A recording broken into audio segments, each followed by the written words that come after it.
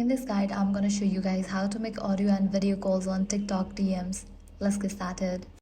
First, you'll need to update your TikTok app to its latest version. So head over to App Store or Play Store, search for TikTok. If you see the option of update, click on it and update the app to its latest version. Next, check that your account meets TikTok's age requirement. For that, navigate to Profile page, click on three bars, then head over to the option Settings and Privacy. Click on Account Information. Ensure you are 18 plus.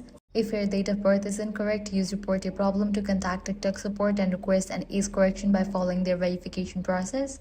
Next up, go to the section Account Reason. TikTok does not release every feature in every country at the same time, and some regions may have restrictions due to local regulations.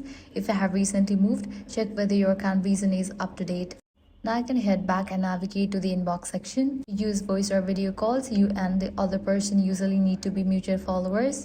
Open the conversation with the person. Now at the top right, you're gonna find this phone icon. Click on that and you'll be good to go. So this way you can easily get call option on TikTok and make video or audio call. So that's all for this video. If this guide helped you out, do not forget to like, share and subscribe.